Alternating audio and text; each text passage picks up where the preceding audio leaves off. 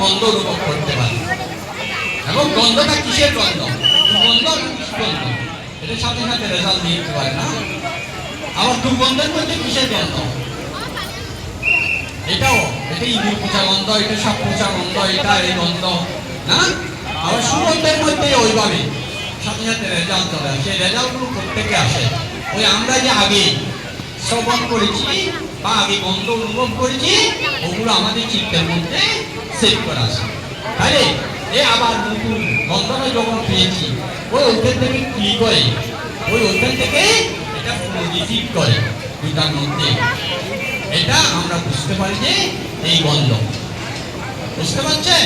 তাই এই মেমোরিতে আমরা এই মেমোরির মধ্যে যদি ভালো ভালো জিনিসগুলো সেভ করি তাহলে এগুলো ভালো হয়ে আসবে না।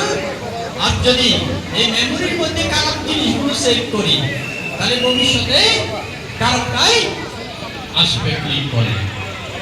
তাহলে এটা ওই প্রত্যয়ের সমন্বয়ে। এটা সেভ কিভাবে হয় দেখেন, পাঠ্যানের কারণ। আসলে এগুলো অনেক লম্বা বিষয়। পাঠ্যানের কারণ, পাঠ্যান হচ্ছে প্রত্যয়, 24 প্রকার প্রত্যয়। যেমন আমি একটা উপমা দিতে পারি। যেমন এই যে আপনার শব্দটা আমার শোনার জন্য যেমন একটা প্রত্যয়, আধ্যাত্মিক প্রত্যয়, আপনার শব্দটা বাইকিক আলম্বন প্রত্যয়। এই দুটো জিনিস কি শোনা যায় না। এখানে বাতাসের মধ্যে তরঙ্গ যদি না থাকতো তাহলে আমরা শব্দটা শুনতে পারতাম? তাহলে বাতাস থাকতে হবে শব্দটা শোনার জন্য। বাতাসের তরঙ্গ না থাকলে ওই শব্দটা আমার কানে এসে আমার কানে পৌঁছতে হবে। এই বাতাসটা আমাকে এই শব্দ শোনার জন্য হিসেবে পাঠ্যান হিসেবে সাহিত্য করে। পাঠ্যান শব্দটাও সাহিত্যকারী যেমন একটা বীজ সমৃদ্ধ হওয়ার জন্য যেমন মাটি দরকার,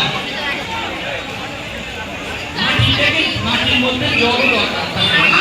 জলটা না থাকলে মাটির মধ্যে বীজ দিলে উৎকৃষ্ট হবে? মাটির মধ্যে একটা বীজ দিলে উৎকৃষ্ট হবে? যদি মাটির মধ্যে জলের কোন জলভূমিতে বীজ দিলে উৎকৃষ্ট হয় কেন? জল থাকে না।